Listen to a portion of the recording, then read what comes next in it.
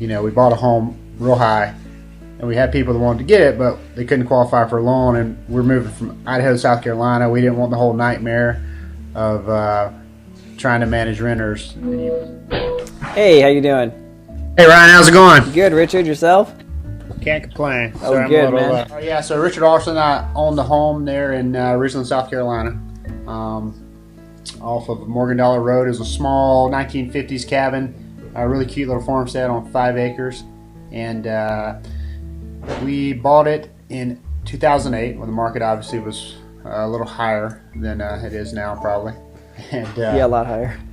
Yeah, and when it came time, PCS, and it came time to move in 2010, we had it listed for sale for about 6 months, 8 months, and we didn't have any tenants at that time.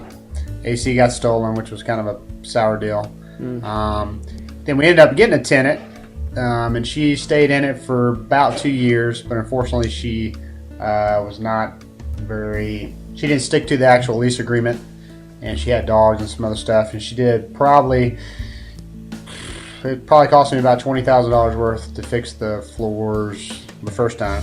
Oh, wow. And then, repaint the home, tear down all the fencing she put up. She did a lot of damage all around, so it was kind of a bum deal for us because I have a management company, and just going off her word that she was doing everything like she was supposed to in South Carolina. She basically just straight up said, hey, I got to go back to Germany. Best of luck with the house. That's when we found like she'd had dogs living in it, and they had urinated all over the floor. She had put this like compound looking fence around the whole place, which wasn't even good quality wood either. It was just strung together. Did a lot of stuff that we hadn't asked, like we had a horse round pen. She dug a pond out of the middle of it, for dogs, which obviously was kind of more of a horse property, so it wasn't real attractive. And then the place was coated. I mean, in the walls, you could literally take your hand, and it would come out just black from basically 2 years of just filthy living and just dogs. It was really bad. It was a really horrible experience for us overall. I mean, I never wanted to be a property manager, landlord, and it just kind of concreted how miserable of an experience that was. And especially not powered, being so far away, and realizing the logistical difficulty when someone's in your home that they could just destroy, and there's really not a lot you can do with it. So then fast forward to that, our air conditioner gets stolen for the second time. That's common too, especially in vacant homes. It's very common. He just came one random day and started ripping the fence down. Well, then it was obvious to passersby that the yard was overgrown. It was obviously vacant. And within literally that weekend, the AC was gone. That was really sour. And anyway, so we ended up coming back, and then the more we're in there, there was a smell that we couldn't figure out. So I had to rip that out, sand it down, polyurethane it, stain it again. And, a lot of other, dogs chewing in the walls. Just damaged everywhere. One of the back sockets literally, I think, had a fork that had been broken off in the electrical socket. Oh my gosh. It was pretty awesome. So then, of course, I'm not an electrician. I hate electricity, and random lights aren't working and stuff. So anyway, it was just bad time. So, and then I decided to paint the home because it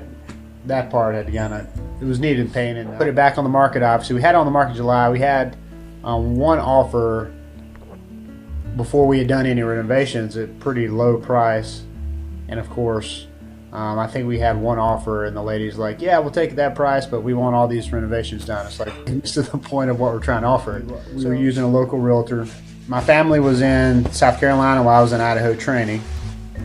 And I think in January we actually had a conditional closing, and it was conditional on the buyers selling their home. So that was the kind of deal we were under. That started in January, that contract.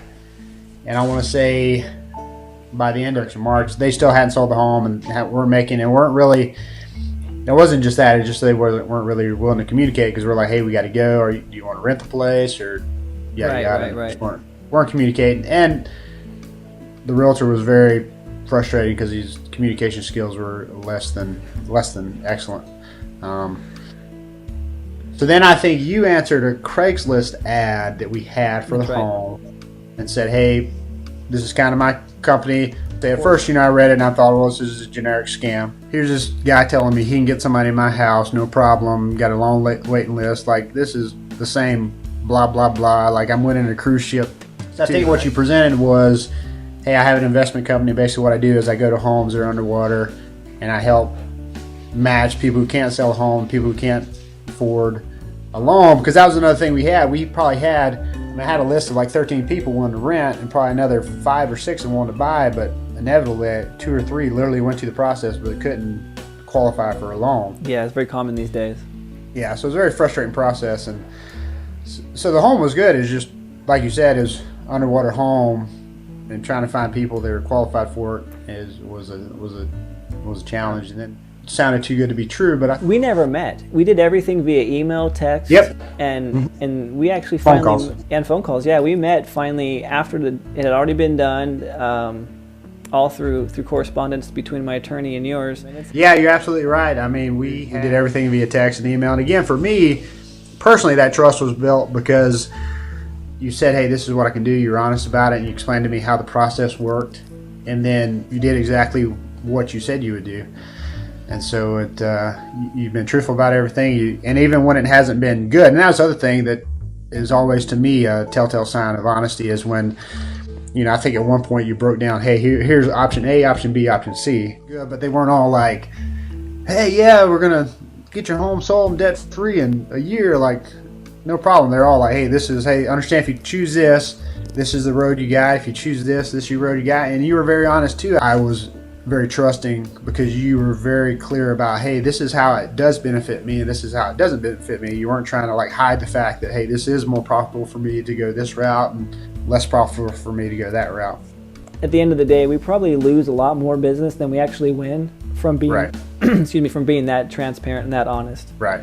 Because, I mean, and let's face it, for someone to hear that, hey, we're not going to be able to, take this off your hands here as easily or as quickly as you want, it does right. get scary and daunting. There have been a lot of families that probably would have benefited by going with us and our service.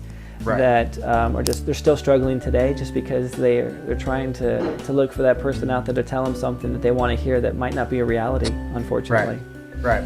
And again, that's, to me, that is a very clear sign of honesty when someone tells you can't have your cake and eat it too. There's no, if it sounds too good to be true, it generally isn't. Because you're exactly right. I still have the stress of, hey, I still got a home, loan that I'm carrying in my name for however long it takes to get that loan out. Now it's eased and it's a lot less stress because I'm working with you, and there's been, since we closed, there's been like no problems whatsoever. People need to understand that if someone's selling you this golden river, it's probably not going to happen. Otherwise, there are no get rich schemes, and home is a huge investment, and unfortunately this market has been bad. And for me, again, it's been a godsend because totally underwater. And the problem was I had enough to close the gap, but I couldn't get anybody that could qualify for a loan to buy the home. It was like I could cover the gap. I was willing to, but I couldn't find anybody qualified for home because everyone wanted the home, couldn't qualify for it. And I didn't. And from my past experience with a renter, I did not want the nightmare. It's awesome because you came in, you offered a bunch of options for me. You let me choose the one which would work for us, which has been this one, and us closing the title, and now you basically own the home for the most part. I own the loan, you own the home, and you've done everything you've said you've done, and it's been great. I really appreciate your communication skills, and I think for someone looking to go in business with you, that's a huge part, because you're right, there's so many scary aspects of turning your home over like that, and have someone who's willing to continue to communicate with you. It helps ease that fear and trepidation. I think I sent you a copy of my book as well.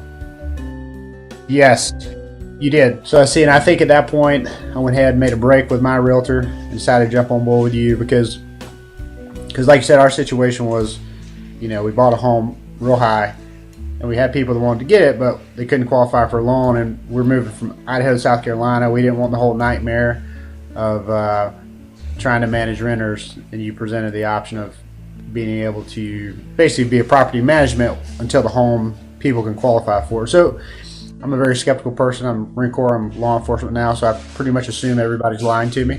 You know, I think what made me trust you was the fact that you gave really good answers, your timely responses, and you've been honest and you've done everything you said you'd done, so you would do. So that built our relationship pretty fast, and so I think we went forward, and because of trying to close the loan here in Idaho, you and I had to accelerate our closing of the home, the title closing between you and I. And that's probably the other thing I would say is your honesty and integrity, is my opinion, is above reproach, because we had a situation where you could have easily, by all means, been like, this was a bad deal because we didn't know about the flooring issues. You didn't know about the flooring issues that kind of came out. It was a bad deal, and you know, you had every right to walk away from that deal, and you stuck. I don't want to say you stuck by your word because you didn't give a word to stick by it, but you went beyond your word and said, hey, I understand that you know, this is unforeseen, and for whatever reason you stuck with it, and it really helped us out, and I really appreciate that. And I still don't understand why you chose to do that, because it was a little beyond what a businessman should do, because to me that indicated to me that this is more than just a business to you. This is there's an actual service aspect of it to what you're doing, so that was a pretty awesome thing. I appreciate that, and you're right with that too. I mean, we do this to make money. That's ultimately, that's at the end of the day, we're not a charity. We do try to be profitable. Right. But when we have the opportunity to, when a choice need to be made versus profits over people, we usually tend to lean towards people. From my vantage point, it was it was momentous, and I do appreciate it. And I still don't understand why, but I'm glad that the Lord worked it out, and it kind of worked, because now we're living here in beautiful Idaho in 2.5 feet of snow.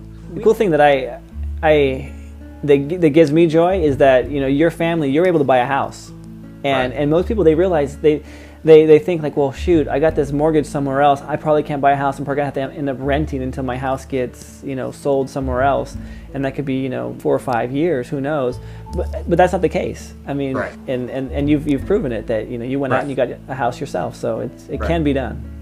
Yeah, and that's probably the other aspect. I'm glad you brought that up, because that was the other part of it, is because my VA loan was tied up in the home in Richland. It's true.